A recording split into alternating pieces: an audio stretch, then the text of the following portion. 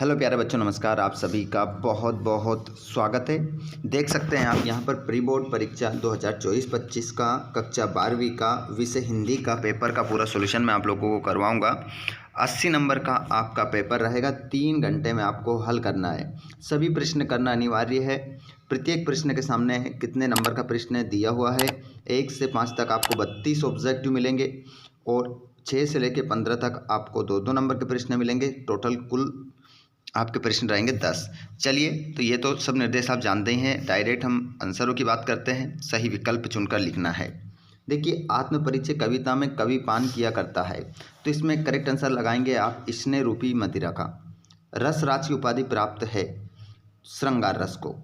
बाजार दर्शन पाठ का केंद्रीय भाव है बाजारवाद। शब्द गुण के कितने प्रकार होते हैं? आंसर लगाओ 3। मोहनजोदड़ो शहर पुराना है, तो यहाँ पर आंसर हो जाएगा आपका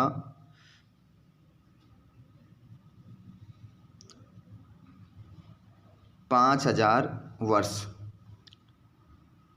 5000 वर्ष आपका आंसर हो जाएगा। अगले क्वेश्चनों को देखेंगे आप सभी। गलती किसी प्रकार की नहीं करना है।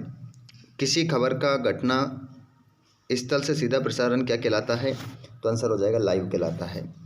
अगले प्रश्न को देखेंगे रिक्त स्थानों के रूप में। बादल राग कविता में सुखों को कैसा बताया गया है? अस्थिर बताया गया है। कवित्व के प्रत्येक चरण में वर्ण होते हैं, 31 वर्ण होते हैं। लक्ष्मण की सेविका थी, तो लक्ष्मण महादेवी वर्मा की सेविका थी। वाक्य में बल देने के लिए प्रयोग में लाए जाने वाले शब्द कहलाते हैं निपात। लेखक को काम करके पाठशाला जाने की अनुमति मिली थी खेत पर, खेत का काम करके। अगला क्वेश्चन है, संचार का वो माध्यम जिसे कभी भी देखा, सुना और पढ़ा जा सकता है? रेडियो। रेडियो आपका करेक्ट आंसर होगा। अब देखिए यहाँ पर सत्यासत्य। लक्ष्मण रावण द्वारा छोड़ी गई शक्ति से मूर्छित हो गए थे। असत्य। जिन छंदों में मात्रा और वर्णों की गणना की जाती है उन्हें मात्रिक छंद कहते हैं। तो जिन छंदों में मात्रा और वर्णों की गणना की जाती है उन्हें मात्रिक छंद कहते हैं। जी नहीं, क्योंकि वो तो इसमें जिसमें मात्रा की गणना की जाती है वो मात्रिक छंद होता है, जिसमें वर्णों की गणना की जाती है वो वर्णिक छंद होता है। तो असत्य हो जाएगा। शिरीष का फूल वातावरण से अपना रस खींचता है। वातावरण ये भी आपका सत्य हो जाएगा, क्योंकि वो वायुमंडल से अपना रस खींचता है। राष्ट्रभाषा को ऑफिशियल लैंग्वेज भी कहा जाता है। राष्ट्रभाषा को ऑफिशियल लैंग्वेज भी कहा जाता है, तो इसका आंसर आप लगा लेंगे सत्य। आगे बढ़ते हैं और अगले क्वेश्चन को देखेंगे। देखिए, उससे पहले राष्ट्रभाषा को ऑफिशियल लैंग्वेज यहाँ पर क्वेश्चन पूछ रहा था आप लोगों का, लेकिन राष्ट्रभाषा को तो संपर्क भाषा कहा जाता है, संपर्क की भाषा। लेकिन यहाँ पर ऑफिशियल लैंग्वेज अगर उसने पूछा है तो यहाँ पर आपका आंसर हो जाएगा राजभाषा। राजभाषा आपका करेक्ट आंसर होगा। राष्ट्रभाषा संपर्क भाषा कहलाती है। यहाँ पर ये आंसर आपका सत्य के रूप में आएगा, क्योंकि राष्ट्रभाषा संपर्क भाषा होती है और ऑफिशियल लैंग्वेज हम राज्यभाषा को कहते हैं। आगे चलते हैं अगले क्वेश्चन की ओर। अगला प्रश्न है आपका, यशोधर बाबू दफ्तर से लौटते समय रोज शिव मंदिर जाते थे। तो यशोधर बाबू दफ्तर से लौटते समय रोज शिव मंदिर जाते थे, तो ये आपका आंसर गलत हो जाएगा, बिड़ला मंदिर जाते थे। ठीक है। समाचार लेखन के 6 प्रकार होते हैं। समाचार लेखन के 6 ककार होते हैं। बिल्कुल इसका आंसर आप सत्य लगा देंगे। उसके बाद आप जोड़ी मिलाएंगे।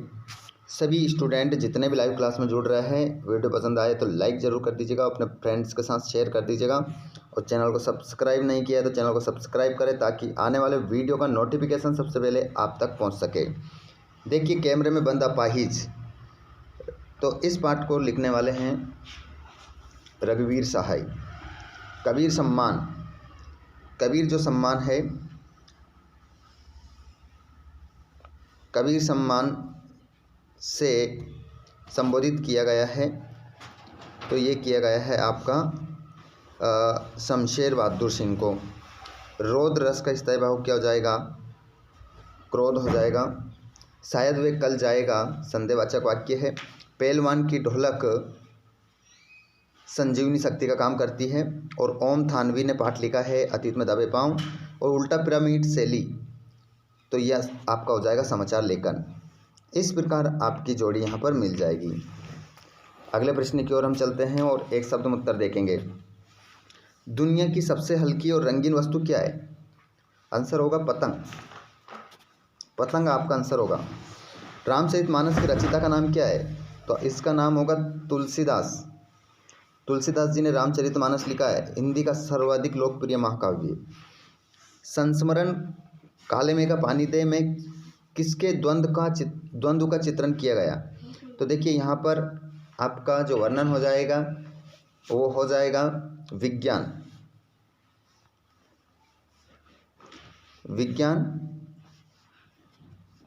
और परंपराएं। हमारी जो परंपराएं हैं उनके बीच में क्या किया गया है, इनके द्वंद्व का वर्णन किया गया है। विज्ञान और परंपराएं मतलब हमारी जो मान्यता है, प्राचीन जो मान्यता है, हमारा विश्वास है ना, उसके दोनों के बीच में द्वंद्व का वर्णन किया गया है। बाबा साहेब अम्बेडकर द्वारा संपादित साप्ताहिक पत्रिका का नाम लिखिए। तो इसका आंसर आप लिखेंगे। तो यहाँ पर आपका बाबा साहेब अम्बेडकर द्वारा संपादित साप्ताहिक पत्रिका का जो नाम है वो हो जाएगा मूकनायक। मूकनायक आपका आंसर हो जाएगा। आगे चलिएगा, मूकनायक रहेगा। और कमर कसना मुहावरे का अर्थ है, कमर कसना मतलब तैयार होना, तैयार होना आपका इसका आंसर हो जाएगा। अगले क्वेश्चन को देखिए, सिंधु घाटी सभ्यता में कौन से फल उगाए जाते थे? तो आंसर हो जाएगा अंगूर और खजूर। अंगूर और खजूर आपका आंसर रहेगा। चलिए आगे चलते हैं। विशेष संवाददाता किसे कहते हैं? इसका आंसर थोड़ा बड़ा होगा। जो रिपोर्टर खबर को विशेष रूप से प्रस्तुत करते हैं या बताते हैं उसे विशेष संवाददाता कहते हैं। ठीक है, थोड़ा सुन के वीडियो को पीछे करके आप देख लेना। उसके बाद में 2 नंबर क्वेश्चन देखिए। भाषा को सहूलियत से बरतने से क्या तात्पर्य है? द्विवेदी युग की 2 विशेषताएं। आख्यान गीत क्या है? उदाहरण सहित लिखिए। तार सप्तक क्या है? इसके संपादक का नाम, पूरा नाम लिखिए। विशेषोक्ति अलंकार की परिभाषा उदाहरण सहित। रुबाइया किसे कहते हैं? उदाहरण सहित लिखिए। बिंब विधान क्या है? पूरा क्वेश्चन पेपर आप यहाँ पर देखेंगे। अगले क्वेश्चन देख सकते हैं आप 12वां वाला। शब्द युग में किसे कहते हैं? उदाहरण सहित लिखिए। राष्ट्रभाषा राजभाषा में अंतर। शब्द शक्ति किसे कहते हैं? वाक्यों को निर्देश अनुसार बदलना है। बालक खाना खाकर सो गया, संयुक्त वाक्य बनाइए। तो बालक ने खाना खाया और सो गया, इस प्रकार से संयुक्त वाक्य बन जाएगा। सत्य बोलना कठिन है, बिना अर्थ बदले नकारात्मक वाक्य में बदलिए। सत्य बोलना कठिन है, तो यहाँ पर हम लिख सकते हैं सत्य बोलना कठिन है, बिना अर्थ के इसको नकारात्मक बदलना है। तो यहाँ पर इसका आंसर हो जाएगा सत्य बोलना सरल नहीं है। देखिए इसका अर्थ भी नहीं बदलेगा, अर्थ वही रहेगा और ये हमारा नकारात्मक वाक्य भी बन जाएगा। आगे आप देख सकते हैं नाटक और कहानी लेखन में क्या क्या समानताएं हैं। यहाँ पर साहित्य में स्थान देख सकते हैं, भाव विस्तार देख सकते हैं और गद्यांश पद्यांश देख सकते हैं। कौन से पाठ का है? पूरा गद्यांश पद्यांश। और उसके बाद में संदर्भ प्रसंग आप देखेंगे। संदर्भ प्रसंग यहाँ पर आप देख सकते हैं। 20वां क्वेश्चन, प्रश्न नंबर 20 में आप लोग छोटा मेरा खेत पाठ से ये पंक्तियाँ ली गई है। उमाशंकर जोशी ने इस पाठ को लिखा है और ये जो पंक्तियाँ ली गई है बादल राग से ली गई है, बादल राग से ली गई है और इसको लिखने वाले निराला जी हैं। और यहाँ पर आप देख सकते हैं संदर्भ प्रसंग है, इसको आपको हल करना है बाजार दर्शन पाठ से। ठीक है, और यहाँ पर देखिए अंक सूची की द्वितीय प्रति मंगवाने हेतु माध्यमिक शिक्षा मंडल के सचिव को एक आवेदन पत्र लिखना है आपको और यहाँ पर निबंध लिखना है। प्रदूषण समस्या और निदान, बिन पानी सब शून्य, विद्यार्थी जीवन में अनुशासन, कंप्यूटर आवश्यकता। इस प्रकार आपका ये पूरा क्वेश्चन पेपर हो जाएगा। इसको पूरा लगा लीजिएगा अच्छे से और अपनी तैयारी को बेस्ट कर लीजिएगा। इसके माध्यम से आपकी तैयारी बहुत ही शानदार हो जाएगी। सभी को शेयर जरूर करते हैं, वीडियो को लाइक करें, अपने दोस्तों को शेयर करने के बाद चैनल को जरूर सब्सक्राइब करें। धन्यवाद।